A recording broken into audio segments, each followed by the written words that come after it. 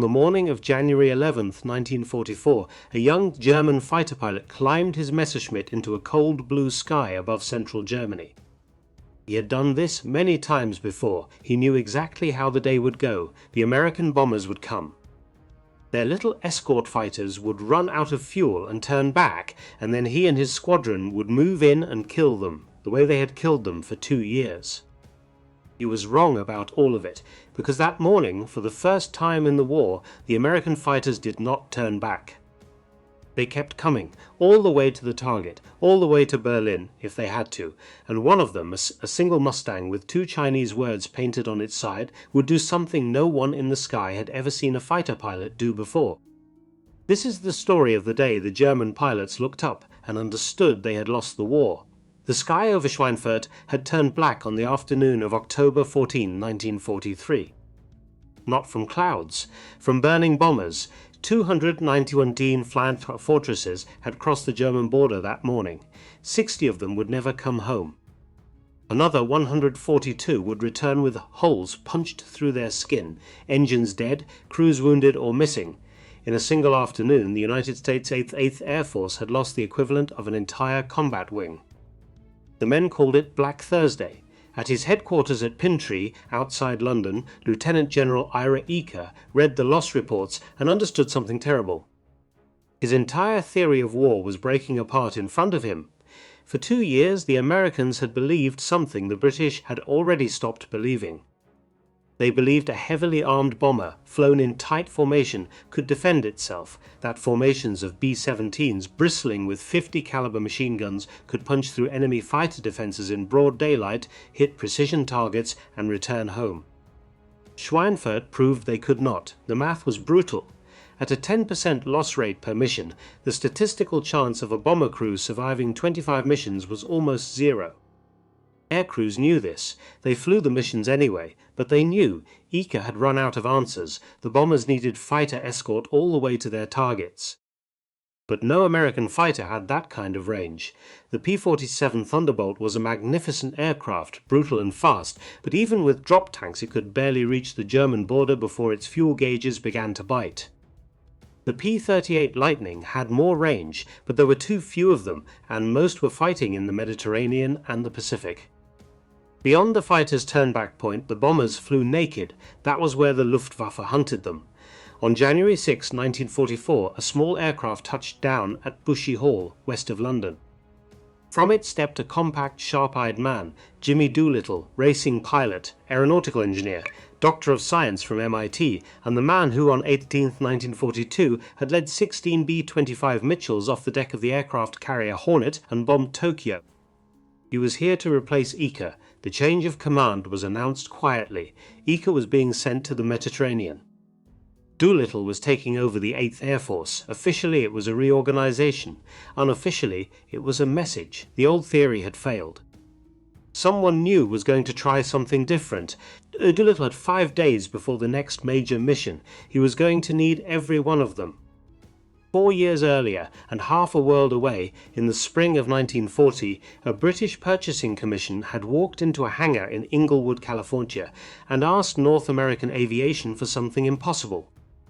They wanted fighters, right now, hundreds of them. The Battle of Britain was coming, and the Royal Air Force needed every aircraft it could get. The commission asked North American to build Curtiss P-40 Warhawks under license. James Kindleberger, the company's president, said no. Instead, he offered to design something better. From scratch, in 120 days, the British agreed. They had no choice. 102 days later, an unpainted airframe rolled out of the North American factory. It had a razor-thin fuselage, a laminar flow wing that had never been mass-produced before, and a radiator scoop mounted under the belly that engineers said would fail. It was called the NA-73X. On October 26, 1940, it flew. The British called it a Mustang, and for the first 2 years of its life, almost nobody in America wanted it. The problem was the engine. The Mustang carried an Allison V710, a 12-cylinder inline that made good power at low altitude and lost it, catastrophically, above 15,000 feet. The United States Army Air Forces looked at the aircraft, saw a beautiful airframe married to the wrong power plant, and shrugged. They ordered a small batch for ground attack and reconnaissance. They gave it a lukewarm designation. They moved on. The Mustang, in the winter of 1942, was on its way to becoming a footnote. Then, on April 30th, 1942, a Royal Air Force test pilot named Ronald Harker climbed into the cockpit of a Mustang Mark I at RF Duxford. Harker flew fighters for a living. He tested them for Rolls-Royce, and what he wrote in his report after that single flight would change the outcome of the air war over Europe. The airframe, he said, was superb, the visibility was excellent, the handling was among the finest he had ever encountered. But the engine was strangling everything the airframe could do. Give this aircraft the Merlin, Harker wrote, and you will have the finest fighter in the world. The Merlin, the same engine that powered the Spitfire, the same two-stage supercharged high-altitude power plant that had won the Battle of Britain. Within months the marriage was performed. A Packard-built Merlin was mated to a Mustang airframe. The prototype flew in November 1942. The performance numbers came back and stopped conversations in rooms full of engineers. 20,000 feet in 5.9 minutes. 440 miles per hour at altitude, range with drop tanks that could reach anywhere in Germany and come home again. The aircraft that had almost been abandoned was suddenly the most important fighter in the American arsenal. Production of the new variant, the P-51B, began at Inglewood in June 1943. By November, the first squadrons were forming up in England. They just needed pilots. In a city called Canton, on the southern coast of China, a boy had been born on April 8, 1913. His father was an American ophthalmologist teaching eye surgery at Canton Christian College. His mother spoke Chinese fluently. The boy grew up between two worlds. He learned Mandarin as a child. He watched Chinese soldiers march past the family home during the warlord conflicts of the 1920s. He came of age understanding what most American boys did not. That war had a face, that empires could crumble.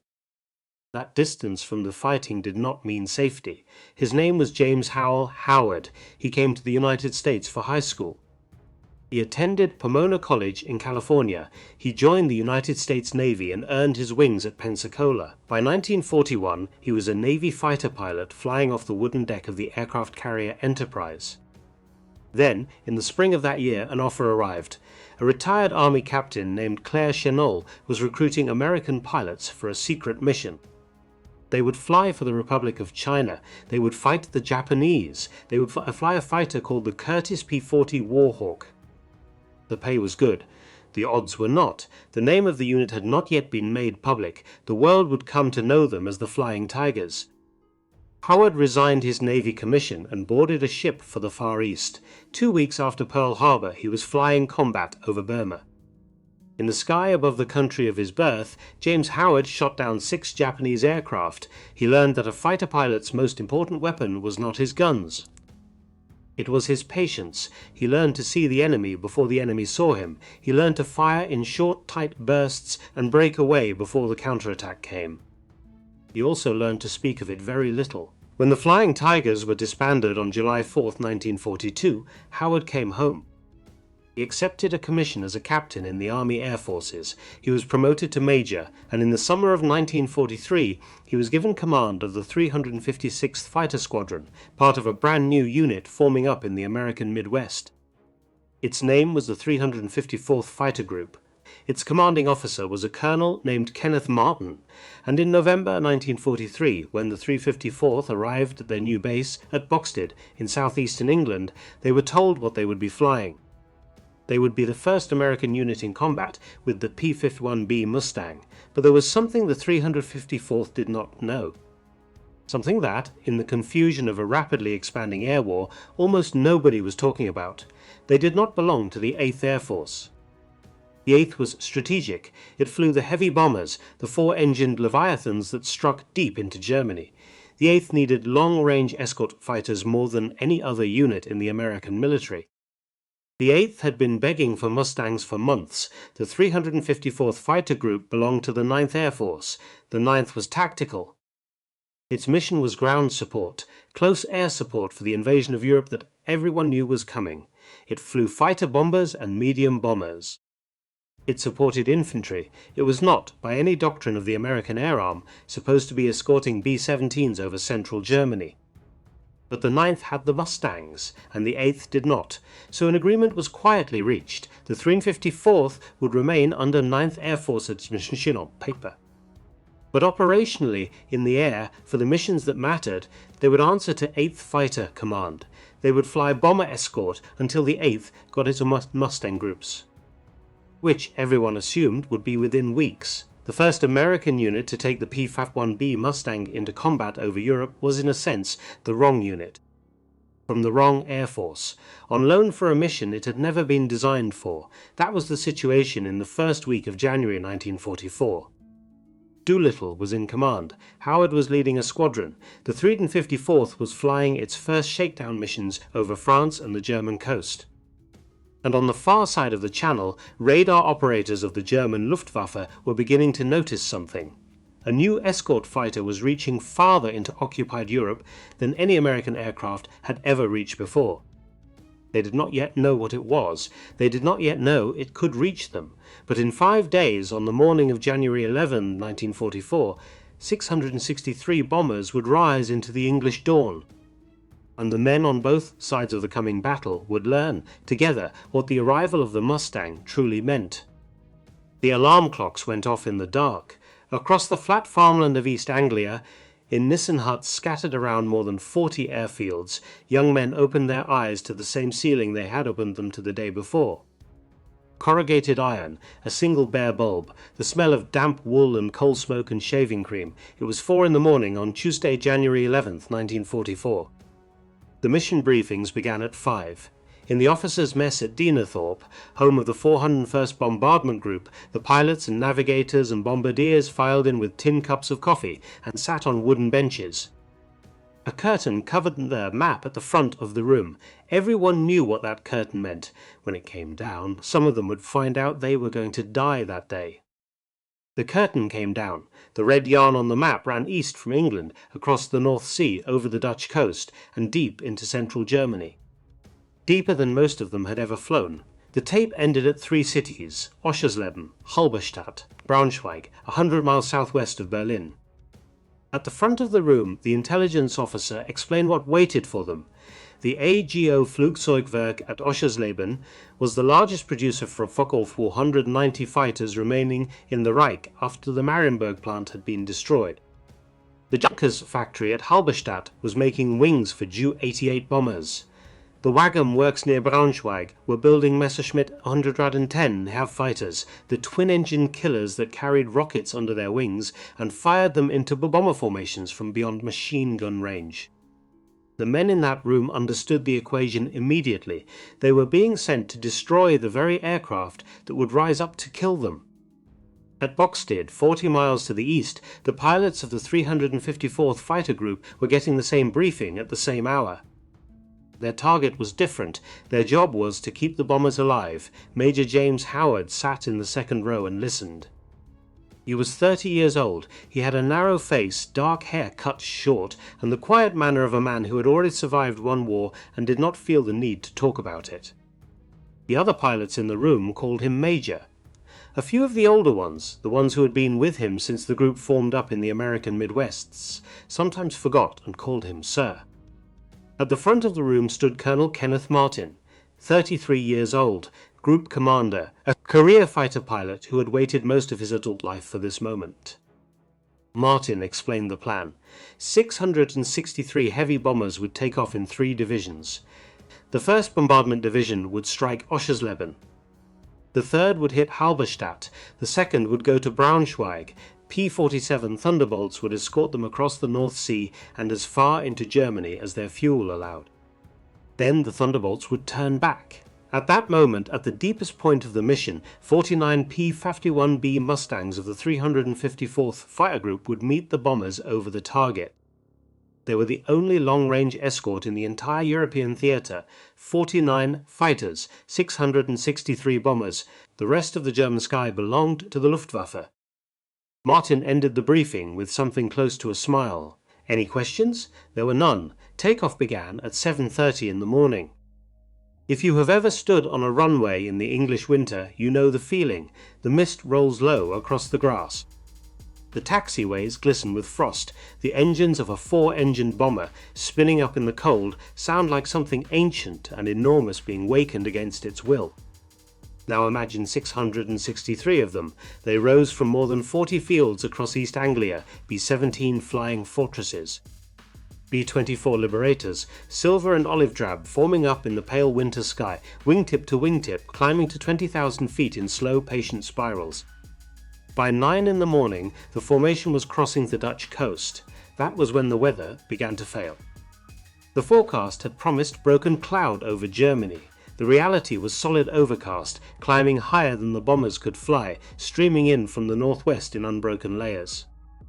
The lead navigators radioed back to command. The escort fighters were losing sight of their charges. The bomb groups were losing sight of each other. At Pintree, on the outskirts of London, the operations staff of the 8th Air Force made a decision. Recall, the order went out over the wireless. The 2nd Bombardment Division, headed for Braunschweig, turned around and began the long flight home. The 3rd Bombardment Division, headed for Halberstadt, did the same. The 1st Bombardment Division did not. At the head of the 1st flew a B-17 carrying a 39-year-old brigadier general named Robert Falligan Travis. Travis was a tall, hard-jawed Georgian, a West Point graduate, and one of the youngest general officers in the American Air Arm. He had commanded combat units in North Africa and England. He was known as a man who led from the front. Today, he was leading from the front of the deepest penetration mission the 8th Air Force had ever attempted. The recall order reached his radio operator. Travis read it. He looked out through the cockpit windows at the 238 bombers strung out behind him in the winter sky. He calculated the distance to the target. He calculated the distance back to England. He weighed the risk of turning a massive formation around inside German airspace, breaking up the defensive box, exposing every bomber to the Luftwaffe individually. Then he made his decision. He would press on. Historians have argued about that decision for 80 years. Some have called it courageous. Others have called it reckless. What is certain is this. When Robert Travis chose to continue toward Oschersleben on the morning of January 11, 1944, 238 American heavy bombers stayed with him. And 60 of them were not going to come home. Below them, on the frozen airfields of northern Germany, the Luftwaffe was climbing to meet them. From bases at Dielen and Rhein and Wunstorf and Jever, the fighter groups of the German air defense were scrambling. Jagdgeschwader 1, Jagdgeschwader 3, Jagdgeschwader 11, Zerstörergeschwader 26, the Messerschmitt Bf-109G, the Focke-Wulf 190A, and the Bf-110 twin-engined heavy fighter, ungainly and slow, but armed with something the American bomber crews had learned to fear. Rockets. The Wurfgranat 21, a 21-centimeter mortar shell mounted in a tube slung under each wing, fired from beyond the range of the bomber's 50 caliber machine guns. One rocket, well placed, could break a B-17 in half. The German plan had not changed in months. Wait for the escort fighters to turn back. Then move in. Fire the rockets from long range. Watch the American formation disintegrate. Send the single-engine fighters in through the wreckage to finish the survivors. It had worked at Regensburg. It had worked at Schweinfurt. It had worked again and again through the terrible autumn of 1943. There was no reason to believe it would not work today. At exactly the moment the German fighters expected, the American P-47 Thunderbolts began to turn for home. They had reached the limit of their fuel. They banked, one by one, and dove away toward the west, leaving the bomber formation naked. The Bf-110s of Zerstörergeschwader 26 leveled off 10,000 feet above the bombers, opened their rocket tubes, and prepared to fire. That was when the escort arrived. 49 Mustangs, dropping down through the overcast, cutting straight through the German attack formation before the German pilots even understood what they were seeing. Colonel Kenneth Martin led the 354th into the fight. He picked out a Bf-110, closed on it from behind, and opened fire. The German pilot broke hard. Martin followed. The engagement was over the town of Halberstadt at 25,000 feet. What happened next has never been entirely resolved. American witnesses reported that Martin's Mustang closed too fast, that he was unable to break off in time, that his aircraft and the Bf-110 collided in mid-air, disintegrating together in a fireball that spread across a mile of sky. Some accounts have suggested it was deliberate, that Martin, seeing that his target would escape, chose to ram it rather than let it live to attack the bombers. There is no way to know. Martin survived. He bailed out at high altitude, drifted down through the freezing German air, and was captured within hours by local police. He would spend the next 16 months as a prisoner of war at Stalag Luft on the Baltic coast at Bath. The first American unit to take the P-51 Mustang into major combat over Germany had just lost its commanding officer. Nobody in the American formation knew it yet. The battle spread across 100 miles of sky. Individual Mustangs, separated from their leaders in the confusion, hunted individual German fighters. Some dove after Bf-109s, trying to escape at low altitude, and discovered for the first time in the war that an American fighter could catch them. Others climbed after Focke-Wulfs and outturned them in the thin air above 30,000 feet. For the German pilots, something was happening that had never happened before. They tried to disengage, they rolled, they dove, they broke away in the sharp sudden climbs that had let them escape from P-47s and P-38s for 2 years. The Mustangs came with them, an Oberleutnant of Jagdgeschwader 11, one of the pilots climbing to attack the bombers that morning, later wrote that his squadron had been briefed to expect the usual American escorts. He said his flight had made its intercept run confident that the fighters overhead were the shorter-ranged Thunderbolts. When the first Mustang closed on his wingman and stayed with him through a full splits at high speed, he understood immediately that everything the Luftwaffe had believed about the range of American fighters was wrong. He was one of the ones who lived to write about it. Many did not. In the middle of all of this, a single Mustang lost its group. James Howard had made his first pass on a Bf-110 climbing toward the bombers. He closed at 200 yards, fired a short burst, and watched the German aircraft roll onto its back and fall away trailing black smoke. His first victory of the day. Then he pulled up hard, looking for his wingmen. They were gone. In the swirling chaos of the dogfight, Howard had climbed above his squadron. Below him he could see contrails, tracer-fire aircraft turning in tight circles, but he could no longer identify friend from enemy. The radio was a wall of overlapping voices. His fuel gauge was already reading below half. He looked down. 20,000 feet below him in a long gleaming line, the B-17s of 1st Bombardment Division were still driving east toward Oschersleben. He looked closer. Coming in from the north in loose fingerfours were German fighters, not 2 or 3, not 5 or 6. He counted and stopped counting. 30 or more. There were no other American fighters in the sky. Howard understood in that moment what was about to happen to those bombers. He pushed his stick forward and dove. The B-17 he came down on was flying with the 401st Bombardment Group. Its pilot was named Allison Brooks. He was leading the mission for the 401st that morning. A tail gunner in one of his ships saw the Mustang appear out of the sun and screamed a warning over the intercom. Then the gunner realized what he was looking at, a single P-51 Mustang dropping down into the cloud of German fighters. Not turning away, not calling for help, attacking. Howard picked out a Focke-Wulf 190 that was setting up a run on the lead bomber. He closed to firing range and squeezed the trigger. 2 of his 4 machine guns fired, the others did not. He did not know it yet, but he had just encountered the great flaw of the early Mustang.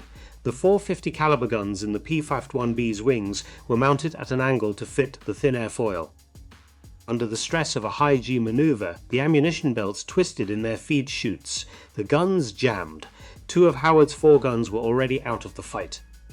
He kept firing anyway. The Focke-Wulf broke off. Howard turned inside another one and fired again. This time 3 guns worked. He hit the German fighter in the engine. Smoke poured out. The pilot bailed. 2 victories. Howard pulled up and looked around.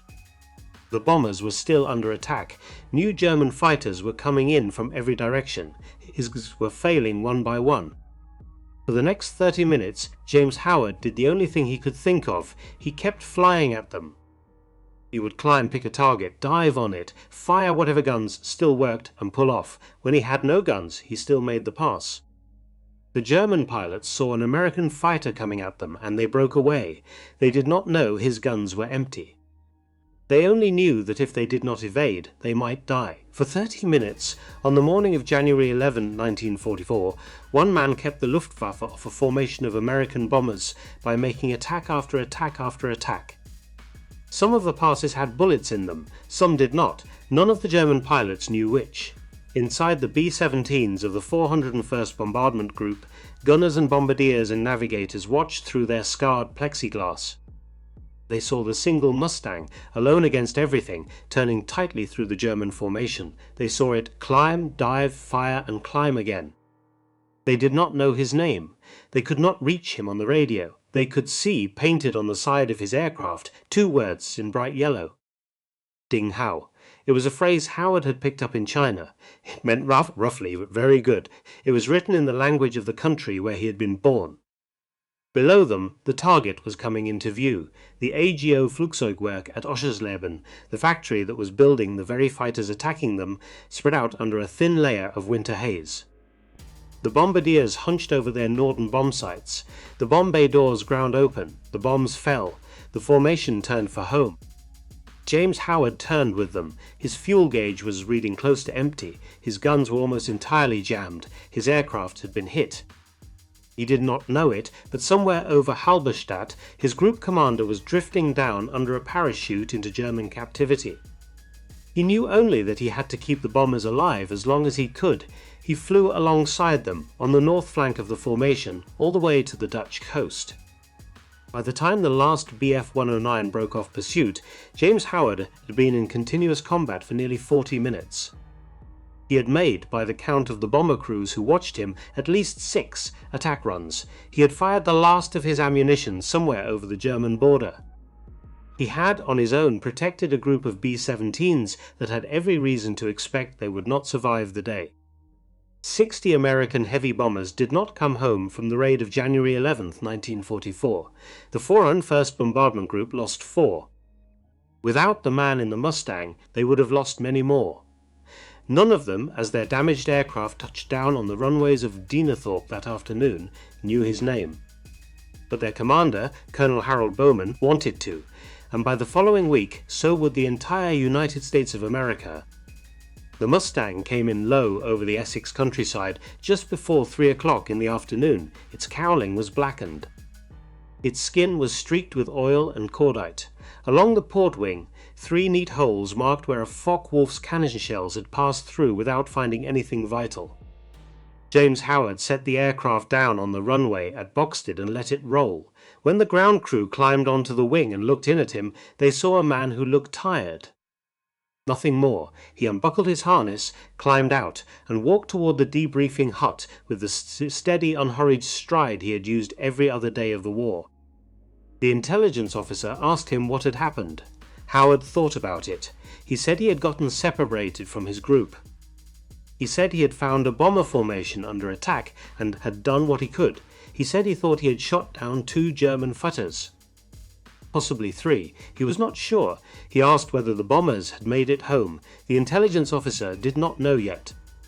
Howard nodded, signed the report, and went to find something to eat. 40 miles to the north, at Dienethorpe, the surviving B-17s of the 401st Bombardment Group were coming home one by one. The runway lights were on before the last of them landed. Ambulances waited at the hard stands. Ground crews stood in the cold, counting aircraft as they came in, subtracting each returning bomber from the number that had left in the morning. When the arithmetic was finished, 4 B-17s is missing. It should have been many more. Inside the operations building, the pilots were being debriefed. And again the same story came out. There had been a Mustang, one Mustang. It had appeared out of the clouds when the German fighters came in. It had stayed with them all the way through the target run. It had fought off attack after attack, alone, for more than half an hour. When it finally broke off and turned for home, the German fighters had broken off with it. Nobody knew whose it was. Nobody had seen the pilot's face, but every man in that room remembered 2 things: a yellow marking on the side of the aircraft, and 2 Chinese words painted below the cockpit. Colonel Harold Bowman, commanding the 401st Bombardment Group, listened to the reports. He had lost 4 crews that afternoon, 40 men, fathers, sons, brothers, husbands. Now his surviving pilots were telling him that most of the men who had come home had kept alive by a single fighter pilot whose name nobody knew. Bowman picked up the telephone. He called every fighter group within escort range of Oschersleben. He asked the same question at each base. Do you have a pilot who was over Oschersleben this morning, alone, in a Mustang with Chinese writing on it? At Boxted the answer came back, yes. Major James Howard, 356th Fighter Squadron, 354th Fighter Group. The following Monday morning, and a young reporter for the New York Times named Frederick Graham arrived at Boxted with a photographer. Graham was one of a small group of American war correspondents attached to the 8th Air Force. He had covered aircrew stories before. He had heard, filtered through the censors, the outline of what had happened on the mission of January 11. He had come to see the man who did it. Howard did not want to be seen. He agreed to the interview because his commanding officer told him to. He sat on the edge of a folding chair in a Nissen hut. He answered questions in short, even sentences. When Graham asked him how many German aircraft he had shot down, Howard said he was not sure. When Graham asked him what he had been thinking as he attacked 30 enemy fighters alone, Howard said he had seen a job that needed doing. Graham asked whether he had been afraid. Howard said he had been busy. The story ran in the New York Times on January 19, 1944.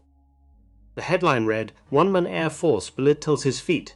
The next morning, James Howard was famous. Newspapers across America ran his photograph. Radio broadcast described the fight in language that was probably too dramatic.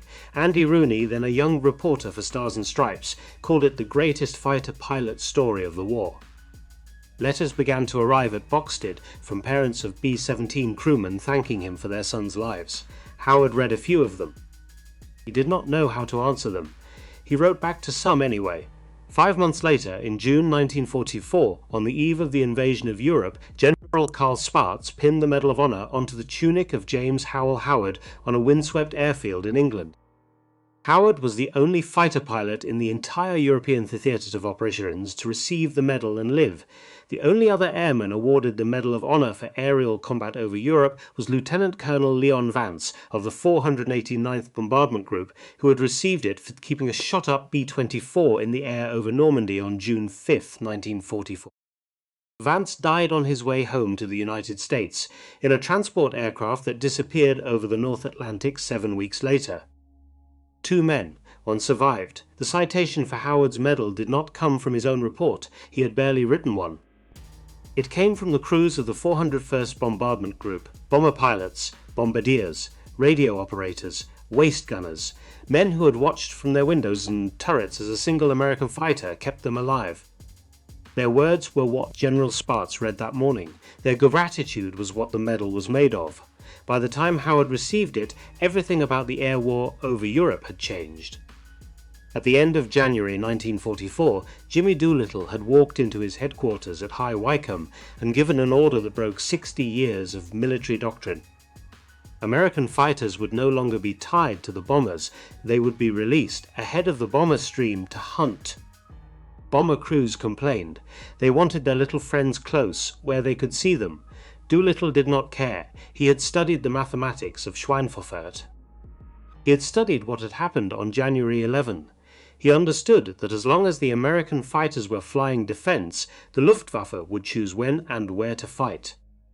As long as the Luftwaffe could choose, the Luftwaffe could survive. He was going to take that choice away.